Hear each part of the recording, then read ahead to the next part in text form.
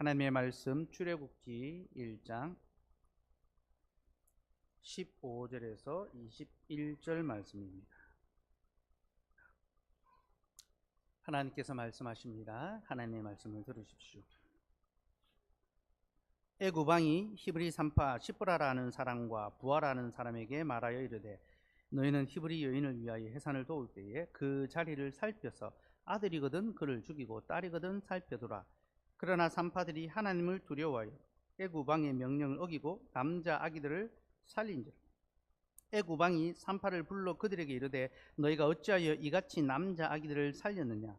산파가 바로에게 대답하되 히브리 여인은 애굽 여인과 같지 아니하고 건장하여 산파가 그들에게 이르기 전에 해산하였더이다 하매 하나님이 그 산파들에게 은혜를 베푸시니 그 백성은 번성하고 매우 강해지니라.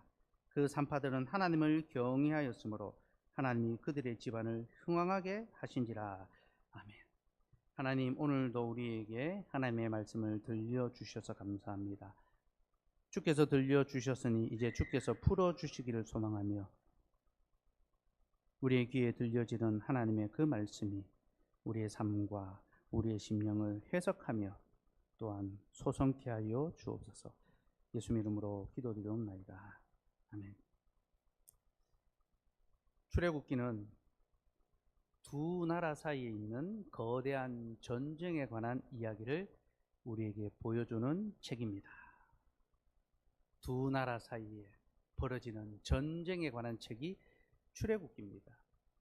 이 전쟁은 애굽과 이스라엘 간의 전쟁이 아니라 하나님과 사단 간에 일어나는 전쟁입니다. 하나님은 출애굽기를 통하여 이 땅에 하나님의 나라와 사단의 나라 사이에 전쟁이 있다는 것을 가르쳐 주십니다. 여러분, 이 전쟁은요, 인류의 역사가 처음 시작할 때부터 시작됐습니다. 그리고 이 전쟁은 인류의 역사가 마치는 그날까지 계속될 것입니다. 지금은 전시 중입니다, 여러분. 네, 우리나라가 휴전 국가죠. 네, 아직 전쟁이 끝나지 않았습니다. 종전선언이 일어나지 않았습니다. 출애굽기가 바로 그것을 우리에게 보여줍니다. 사단의 나라와 하나님의 나라 사이에 전쟁이 있으며 그 전쟁이 세상 끝날까지 있을 것이다. 그리고 출애굽기는 마침내 이 전쟁에서 사단이 패배하고 하나님이 승리할 것을 우리에게 예고하고 있습니다. 이것이 바로 출애굽기가 우리에게 주는 복음의 교훈입니다. 저는 오늘 그 복음의 교훈을 설교하려 합니다. 설교 제목은 출애굽 두 나라 사이의 전쟁이며 설교 대지는 첫째, 사단은 여자의 후손을 핍박했습니다. 둘째, 하나님은 여자의 후손을 보존했습니다. 셋째, 교회는 여자의 후손을 보호했습니다. 이 세 가지 내용을 살펴보려 합니다. 먼저 사단은 여자의 후손을 핍박했습니다. 그럼 본문 15절, 16절 말씀 같이 읽겠습니다. 시작. 애굽 왕이 히브리 산파 시브라라 하는 사람과 부하라는 사람에게 말하여 이르되 너희는 히브리 여인을 위하여 해산을 도울 때에 그 자리를 살펴서 아들이거든 그를 죽이고 딸이거든 살려두라. 애굽 왕 바로는 히브리 산파들을 불러서 히브리 여인들이 해산할 때 아들이거든 죽이고 딸이거든 살려두라 라고 했습니다. 그럼 전에도 말씀드렸지만 이 명령은 이스라엘을 말살시키기 위한 명령입니다. 바로는 이스라엘의 아들들을 죽임으로 이스라엘의 씨를 말리려 했고 또 그 딸들은 살려둠으로 이스라엘을 애굽에 합병시키려고 했습니다. 이것이 바로 바로의 목적인데요.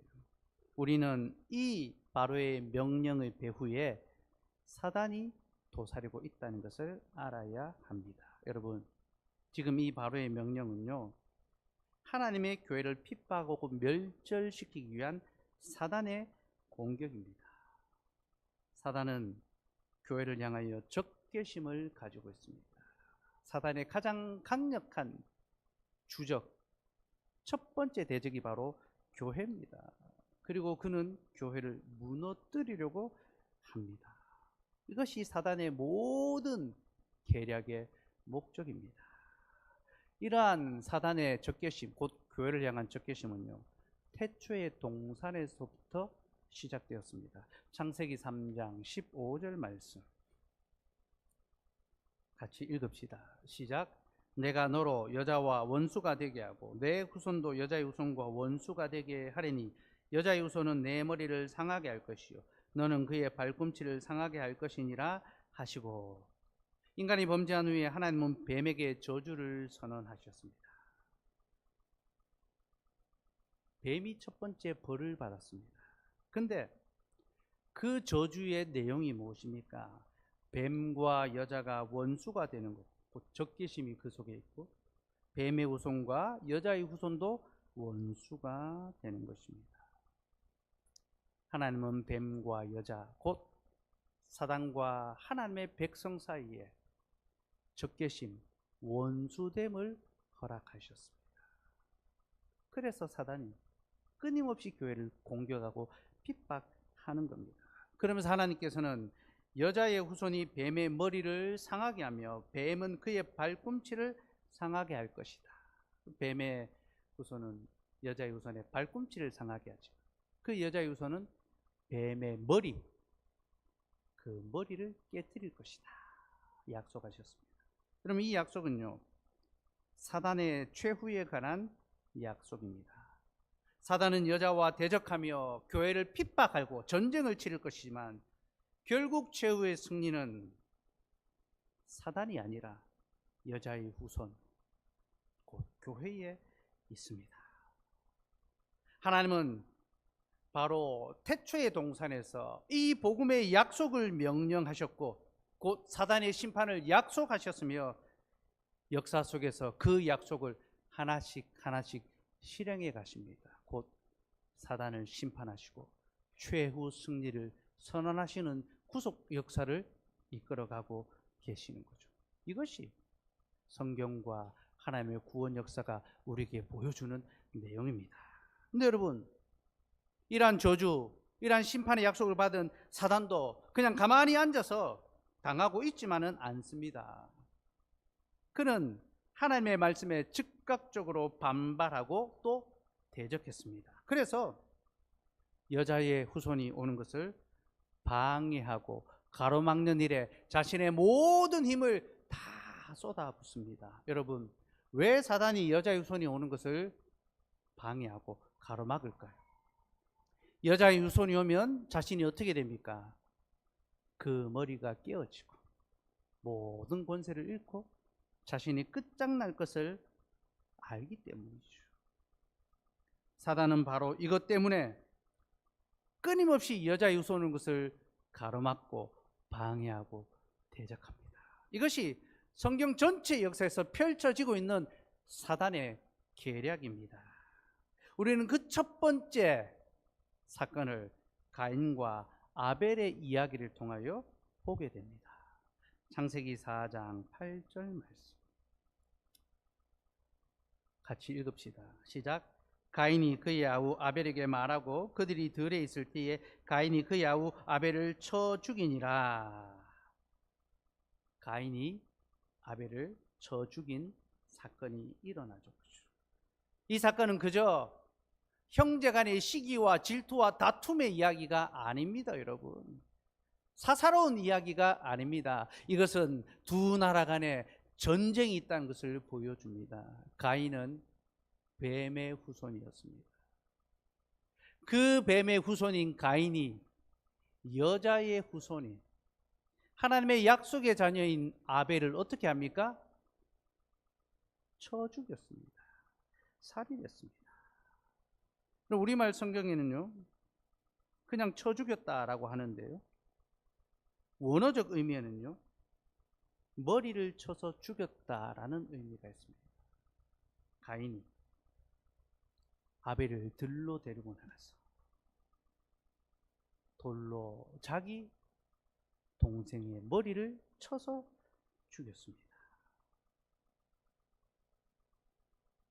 뱀의 후손이 여자의 후손의 머리를 상하게 한 것이죠. 여러분, 이것은 명백하게 창세기 3장 15절의 말씀의 역전입니다.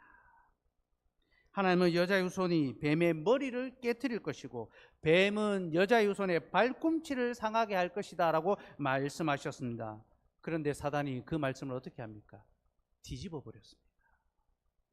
내가 여자의 후손의 발꿈치를 상하게 하고 그가 내 머리를 상하게 한다고? 아니, 나는 그렇게 하지 않을 것이다. 오히려 내가 여자의 후손의 머리를 깨트릴 것이다. 그는 하나님의 말씀에 정면으로 반발하고 여자의 후손의 발꿈치가 아니라 그 머리를 상하게 했습니다. 여러분, 사단이 이렇게 한 것에는요, 분명한 목적이 있습니다. 무슨 목적입니까? 그는 이것을 통하여 하나님의 말씀이 무능하며 하나님의 약속이 실패로 돌아간다는 것을 나타내 보이려 했습니다. 그리고 이것을 통하여 사람들이 더 이상 하나님의 말씀을 믿지 못하게 하려는 것입니다.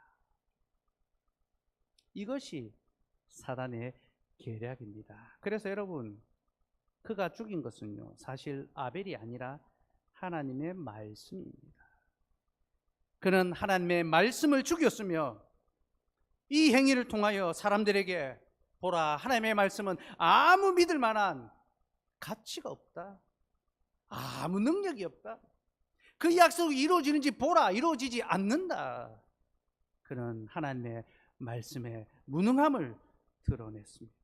여러분, 이것이 바로 사단의 관계입니다. 그는 지금도 이런 방식으로 사람들을 미혹합니다. 그래서 말씀을 믿지 못하게 합니다.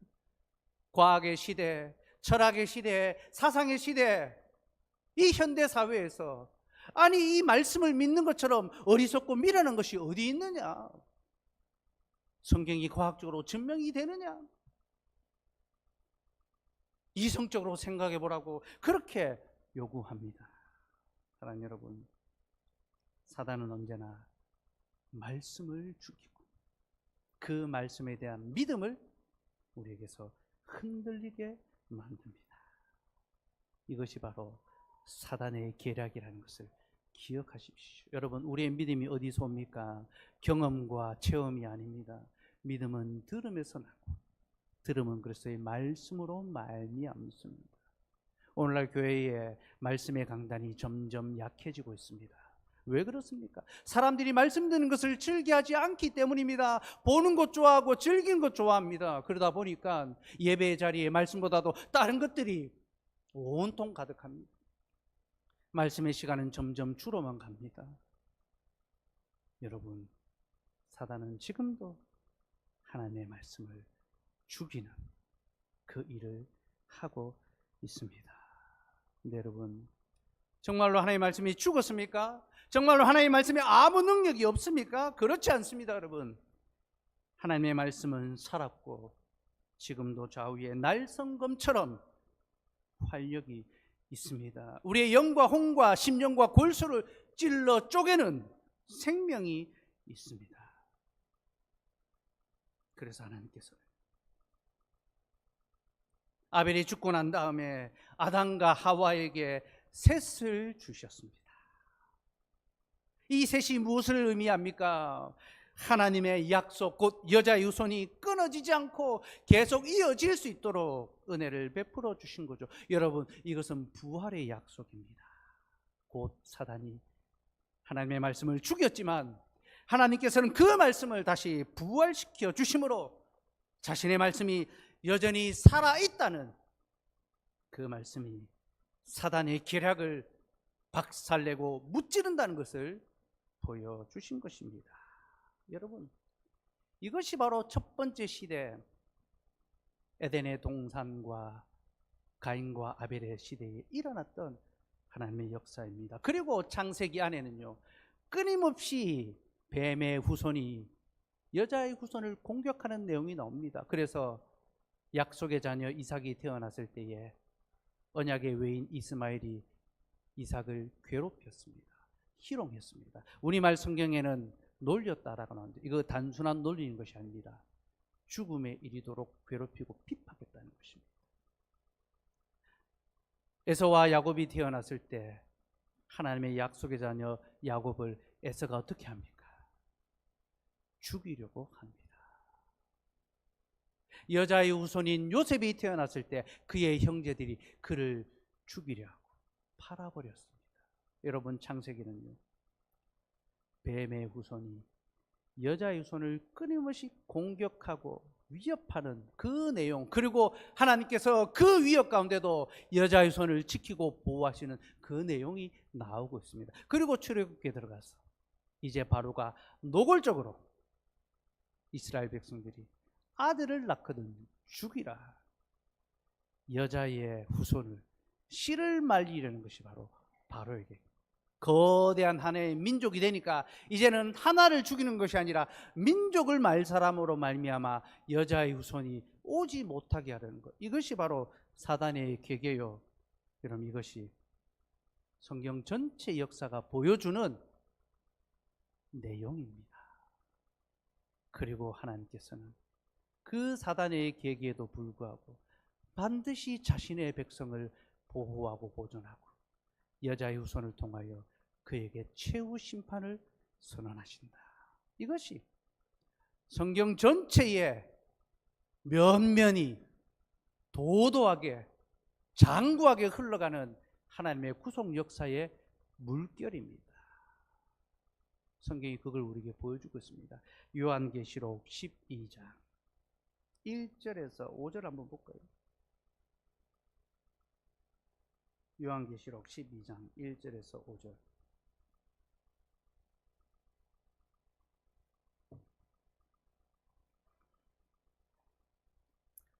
같이 읽읍시다. 시작. 하늘에 큰 이적이 보이니 해를 옷 입은 한 여자가 있는데 그 발 아래에 달이 있고 그 머리에는 12별의 관을 썼더라. 이 여자가 아이를 베어 해산하게 되매 아파서 애를 쓰며 부르짖더라. 하늘에 또 다른 이적이 보이니 보라, 한 큰 붉은 용이 있어 머리가 7이요 뿔이 10이라. 그 여러 머리에 7 왕관이 있는데 그 꼬리가 하늘의 별 3분의 1을 끌어다가 땅에 던지더라. 용이 해산하려는 여자 앞에서 그가 해산하면 그 아이를 삼키고자 하더니 여자가 아들을 낳으니 이는 장차 철장으로 만국을 다스릴 남자라. 그 아이를 하나님 앞과 그 보좌 앞으로 올려가더라. 여러분, 방금 읽은 이 구절은 성경 전체 내용에 대한 요약입니다. 성경이 우리에게 무엇을 보여주는가? 하나님의 나라와 사단의 나라 사이의 거대한 전쟁을 보여주는데, 사단 곧 옛 뱀이고 붉은 용이 머리가 7이고 뿔이 10이고 그 머리에 7 왕관이 있습니다. 그가 세상의 권세를 갖고 있습니다. 그리고 그 권세를 통하여 하나님의 백성들을 핍박하고 위협합니다. 그가 어떻게 합니까? 여자가 해산하려 할 때 그 아이를 집어 삼키려고 그 여자 앞에 서 있습니다. 여자가 해산하기 위하여 애를 쓰고 아파하고 부르짖습니다. 하나님의 약속을 갖고 그 약속을 이루기 위하여, 순종하기 위하여 신음하며 탄식하며 그 약속을 낳고 있습니다. 근데 그 앞에서 그 여자의 후손을 집어 삼키려는 뱀이 있는 거죠. 바로 오늘 본문에 나오는 그 사단의 역사, 바로의 역사입니다. 산파들에게 너희는 그 해산하는 여인들 앞에 있다가 아들이거든 죽이라, 삼키라, 나일강에 던지라. 사단은 죽음의 강으로 하나님의 약속을 삼키려 했습니다. 그러나 여러분, 하나님께서는 자신의 말씀으로 자신의 자녀를 보존하십니다. 여자가 아들을 낳으니 이는 장차 철장으로 만국을 다스릴 남자라. 그 아이를 하나님 앞과 그 보좌 앞으로 올려가더라. 어린 양이신 예수 그리스도, 정말로 여자의 후손이시며 뱀의 머리를 상하게 하실 예수 그리스도가 마침내 이 땅에 오셔서 그가 죽으시고 부활하시며 철창으로 만국을 다스리시며 하나님과 보좌 앞에서 온 천하 만물을 다스리는 하나님의 그 놀라운 구원 역사를 완성할 것을 성경은 우리에게 가르쳐 주고 있습니다. 그러니 여러분, 이 땅에 악이 창궐하고 사단이 우는 사자같이 주님의 교회를 삼키려 들고 믿음의 백성을 위협하고 우리를 죽이러 온다 하더라도 여러분, 두려워하지 말고 흔들리지 말고 하나님의 약속의 말씀을 붙잡고 견디고 참고 이깁시다. 여인이 해산하기 위하여 애쓰고 부르짖는 것처럼 산고의 고통을 겪으며 믿음의 약속을 따라 살아갈 수 있도록 부르짖읍시다. 하나님, 나를 보시옵소서. 나를 도우소서. 내가 믿음으로 이 악한 사단의 세력을 이길 수 있도록 나를 도우소서. 여러분, 우리가 그렇게 해산의 수고를 감당할 수 있어야 할 것입니다. 둘째, 하나님은 여자의 후손을 보존하셨습니다. 바로는 사단의 충실한 하수인이었습니다. 그는 여자의 후손을 삼키기 위하여 해산하는 여인 앞에 입을 벌리고 앉아 있었습니다. 이것이 바로 히브리 산파들에게 아들이 태어나면 죽이고 딸이거든 살려두라는 명령의 의미입니다.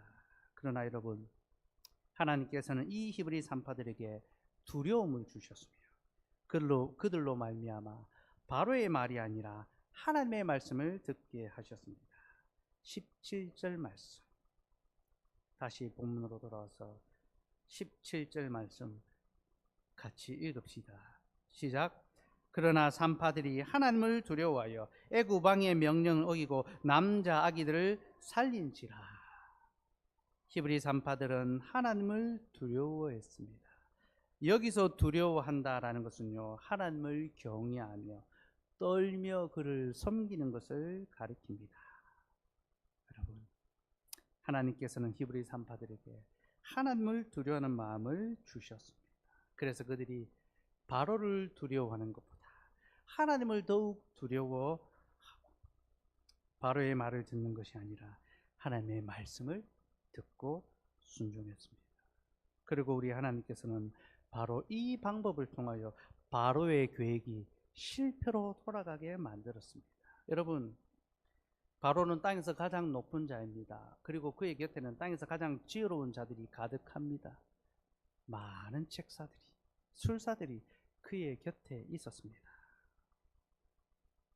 그는 자신이 할 수 있는 최고의 권위와 또 최고의 지혜로 자신의 목적을 달성하기를 원했습니다. 그래서 히브리인들의 아들은 죽이고 딸들은 살려두려 했습니다. 이 계획, 이 명령을 내리면서 바로는 뇌신 쾌재를 불렀을 것입니다. 내가 이제 이 히브리인들을 완전히 내 종으로 삼을 수 있겠다. 절호의 어떤 지혜, 번뜩이는 지혜 아닙니까? 그죠? 아들은 죽이고 딸은 살려두어서 이스라엘 민족을 멸절시키고 애굽 백성은 더 늘어나게 하는 겁니다. 바로는 최고의 지혜와 최고의 권위를 갖고 그 명령, 그 정책을 선포했습니다. 근데 여러분, 지금 하나님께서는요, 누구를 통하여 그의 지혜와 그의 권세를 무너뜨리십니까? 바로 히브리 산파들입니다. 여러분, 이 히브리 산파들이 무엇입니까? 이들은 세상에서 아무 힘이 없으며 아무도 주목하지 않는 보잘것없는 연약한 자들입니다. 산후도움, 무슨 힘과 능력과 권세가 있겠습니까? 바로의 권세, 바로의 지혜에 그들이 무슨 필적할 것이 있겠습니까? 근데 여러분, 우리 하나님께서는 놀랍게도 세상에서 가장 약하고 초라한 존재들을 통하여 세상에서 가장 강하고 지혜로운 자들의 계획을 무너뜨리셨습니다. 여러분, 이것이 바로 하나님의 복음의 패러독스, 역설이라는 사실을 아시기 바랍니다. 우리 하나님은 강한 자를 들어 강한 자를 무너뜨리는 것이 아니라 약한 자를 들어 강한 자를 무너뜨리십니다. 이것이 하나님이 일하시는 방식입니다. 세상은 더 강한 자가 강한 자를 무너뜨립니다. 그러나 우리 하나님은요, 더 약한 자를 통하여 강한 자를 무너뜨립니다. 그것이 바로 십자가가 이 세상의 모든 권세와 죽음의 권세를 이기는 하나님의 능력과 지혜와 비밀이 된 이유입니다. 19절 말씀 봅시다. 19절 읽읍시다. 시작.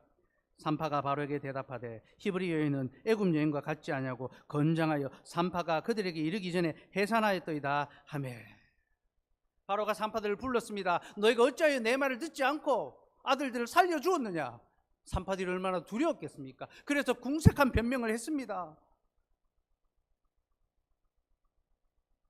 이스라엘 여인들은 애굽 여인과 같지 않아서 건장해서 우리가 가기도 전에 그들이 다 해산했습니다. 그래서 아들들을 죽일 수 없었습니다. 여러분, 이 말은요, 바로에게 참 궁색한 그런 변명에 불과합니다. 그렇죠?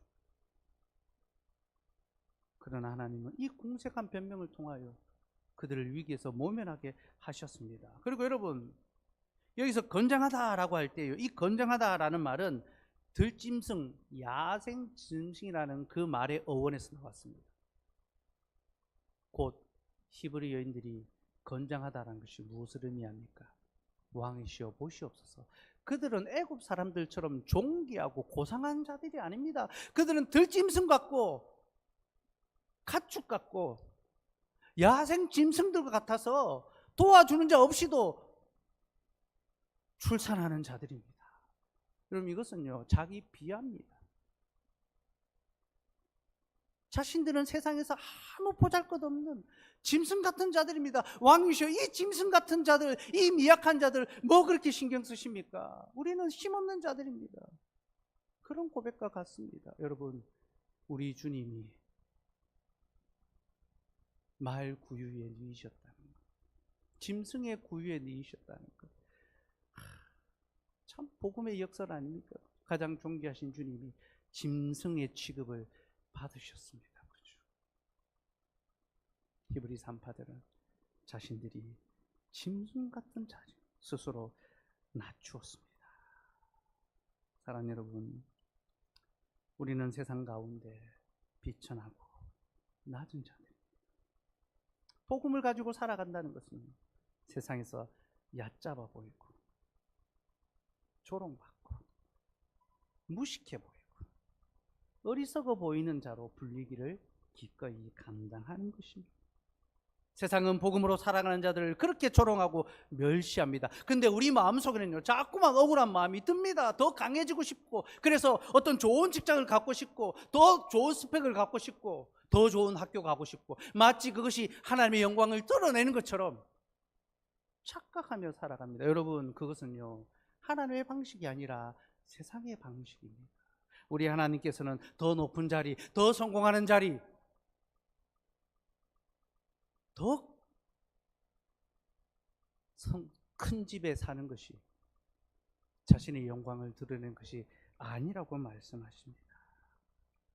우리 하나님께서는 세상에 약하고 비천하고 초라한 자들, 스스로 자신을 낮추며 아무것도 아닌 자들이고, 복음 때문에 자신이 아무것도 아닌 취급을 받는 것을 기꺼이 감당하며 감사하는 자들을 통해서 세상의 지혜와 권세를 무너뜨리십니다. 사랑하는 여러분, 우리 하나님은 강한 자들의 하나님이 아니라 비천한 자들의 하나님이라는 사실을 기억하십시오. 여러분, 높아지고 싶고 존귀해지고 싶습니까? 하나님은 그런 자들의 하나님이 아니십니다. 우리 하나님은 약하고 가난하고 비천한 자들의 하나님이십니다. 그러니 여러분, 복음과 함께 미련하고 어리석은 자로 불려지기를 기뻐하시기 바랍니다. 고린도전서 1장 25절 말씀 같이 읽읍시다. 시작. 하나님의 어리석음이 사람보다 지혜롭고 하나님의 약하심이 사람보다 강하니라.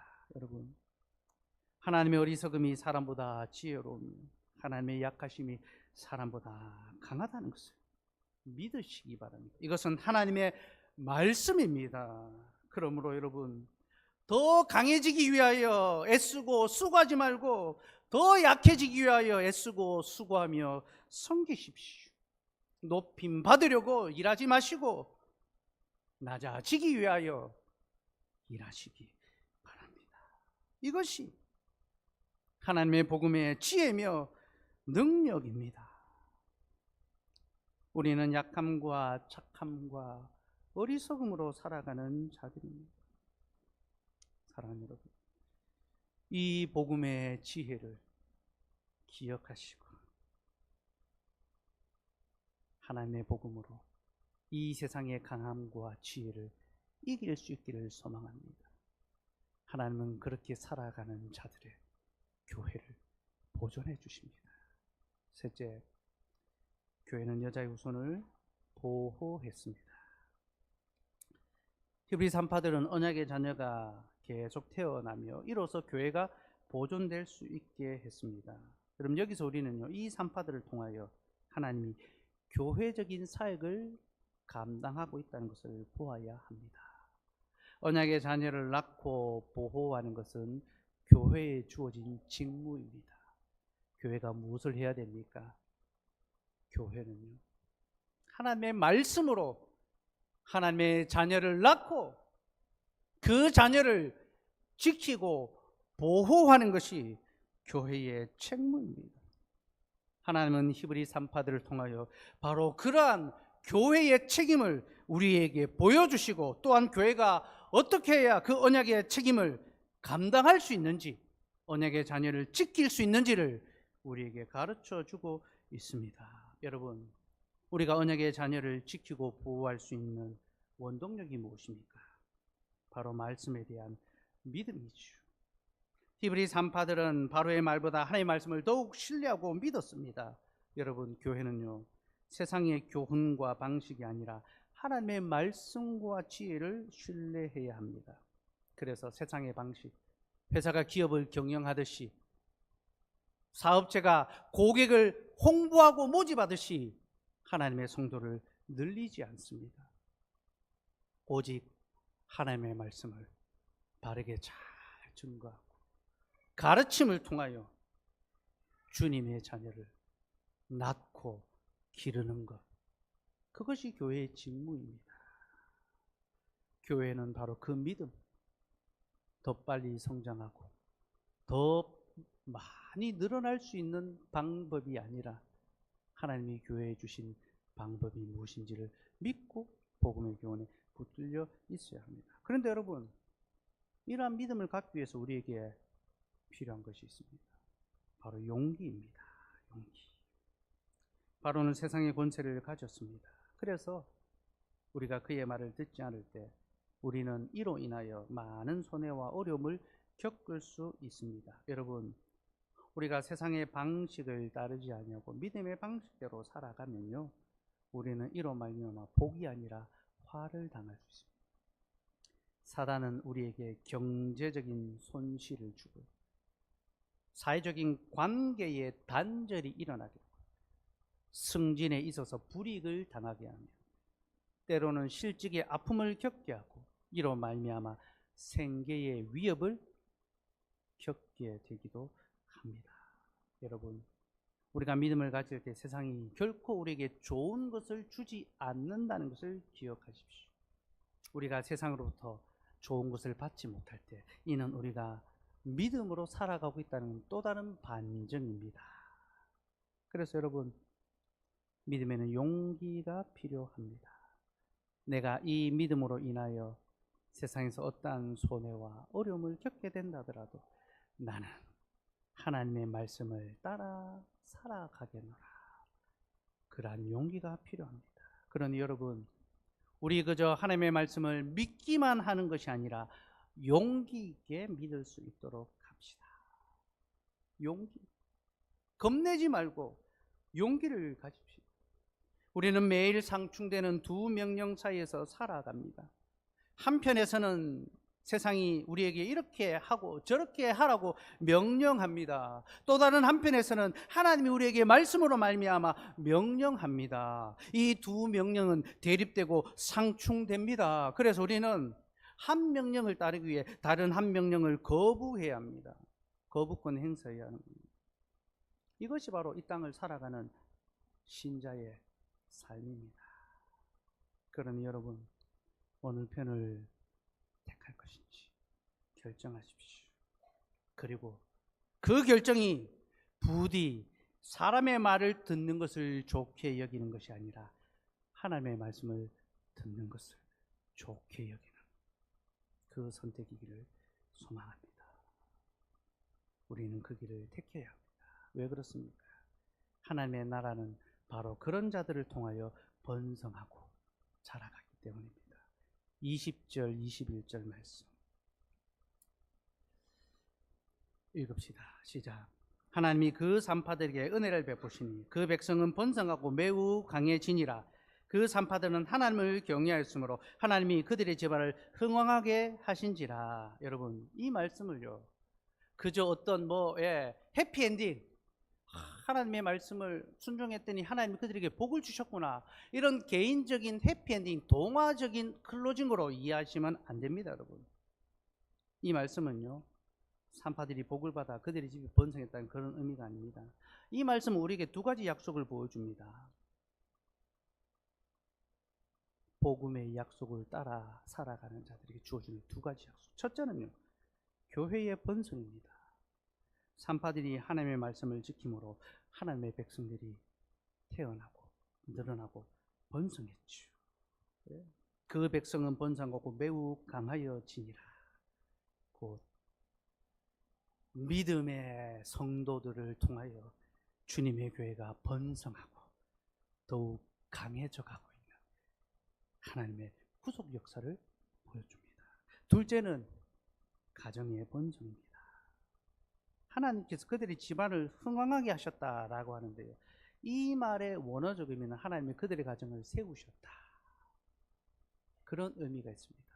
여러분, 시편 127편에서 하나님이 세우시지 아니하면 사람의 수고가 헛되다. 그 모든 집은 무너질 것이다. 곧 그들이 하나님의 집을 위하여 수고하고 힘썼을 때 하나님이 그들에게 영원히 무너지지 않는 참된 하나님의 집을 그들에게 주시고 그들의 가정이 더욱 번성하고 그 가정에 언약의 자녀들이 태어나며 하나님을 경외하는 가정으로 서갈 수 있도록 은혜를 베푸셨다는 것입니다. 사랑하는 여러분, 우리 하나님께서는 자신을 경외하는 자들의 가정과 교회를 번성하게 하시며 그들이 하나님의 약속 가운데 더욱 풍성한 영생의 복을 누리게 하십니다. 이것은 하나님의 약속의 말씀이며 우리 하나님은 지금도 그 말씀을 지켜 행하고 계십니다. 그러니 여러분, 여호와를 경외함으로 우리의 교회와 가정이 하나님의 언약 가운데 더욱 아름답게 서가고 강해져 갈 수 있기를 소망합니다. 지난 주일에 예배당 입당 감사 예배를 드렸고요, 제가 주중에 강현보 목사님을 만났습니다. 우리 입당 감사 예배 때 설교하시면서 정신 차리라고 우리에게, 그죠? 하나님의 교회로 더욱 반듯하게 서가라고 권면의 말씀을 해주셨는데, 목사님이 저를 따로 만나서 저희 교회 격려의 이야기를 많이 해주시더라고요. 그러면서 저희 교회에 세 가지 독특한 특징이 있다고 그렇게 이야기를 하셨습니다. 첫째는요, 수도권이 아닌 지방에서 교회가 이렇게 성장했다는 거예요. 요즘 교회 성장은 수도권에서 일어나는 일입니다. 지방에서는 성장할 수 없습니다. 유지하기만 해도 잘하는 일입니다. 다 서울로 올라가지 않습니까? 둘째는 개척 8년 만에 이렇게 좋은 건물을 얻었다는 겁니다. 여러분, 우리는 이 예배당을 얻은 것이 얼마나 하나님의 큰 은혜인지 잘 깨닫지 못합니다. 그러나 이 예배당은 정말로 하나님의 놀라운 은혜예요. 우리 교회를 향한 하나님의 구원 섭리의 증거입니다. 여러분, 감사하셔야 됩니다. 저는 이렇게 예배당을 얻었다는 이야기를 들어본 적이 없습니다. 저희 교회 이야기를 듣는 모든 분들이, 목사님들이, 신학교 교수님들이 다 깜짝 놀라고 우리 교단의 유래를 찾아볼 수 없는 그런 일이다라고 그렇게 말씀들을 하십니다. 세 번째는 젊은 세대와 자녀들이 많이 있다는 겁니다. 그때 오셨던 다른 교회 성도님이 저한테 다 포항장로교회는 젊은 사람들이 많고 어린 자녀들이 있어서 소망이 있다, 희망이 있다, 막 그렇게 막 고무돼서 그렇게 돌아가시더라고요. 강목사님이 이 세 가지 매우 독특한 특징을 이야기하면서 이것은 우리 시대의 교회를 향한 하나님의 메시지와 같다, 그렇게 이야기했어요. 곧 하나님께서 지금도 하나님의 약속의 말씀을 통하여 일하고 계시고 자신의 교회를 세워가고 계시고 그들을 번성하며 더욱 강해지도록 역사하신다는 것을, 교회가 무엇을 통하여, 프로그램을 통하여 성장하는 것이 아니라 하나님의 말씀을 통하여 성장한다는 것을 보여주는 하나의 표지라고 그렇게 이야기를 해 주셨습니다. 저는 이 모든 것이 우리가 잘해서 그런 것이 하나도 아니라고 생각합니다. 지난 금요일에도 말씀드렸지만요, 우리는 다 우상 숭배자들이었습니다. 여러분, 금요일 설교를 못 들으신 분들은 유튜브에서 꼭 들으십시오. 우리 교회를 향한 하나님의 말씀입니다. 여러분, 우리는 하나님이 아니라 세상을 더 사랑하며 세상을 섬기던 우상 숭배자들이었습니다. 그런데 하나님은 우리의 그러한 죄악에도 불구하고 우리를 번성하게 해 주셨습니다. 사단의 학대 가운데도 우리를 성장하게 해 주셨습니다. 왜 그렇습니까? 이것은 하나님의 이름의 영광을 위한 것입니다. 곧 우리로 하나님의 영광의 이름을 찬송하며 예배할 수 있도록 이 땅에 자신을 예배하는 참된 교회가 사라지지 않게 하기 위하여 부족한 우리, 연약한 우리, 완악한 우리에게도 은혜를 베푸셔서 이 교회가 보존되며 자라나며 성장하며 우리의 가정이 흥왕하며 우리의 교회가 번성하게 해 주셨습니다. 이것이 우리를 향한 하나님의 구원의 은혜입니다. 그러니 여러분, 이제 우리가 어떻게 해야 되겠습니까?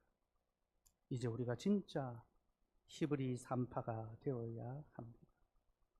세상의 가치와 세상의 방법이 아니라 하나님의 말씀과 하나님의 방법으로 하나님의 자녀를 길러가야 합니다.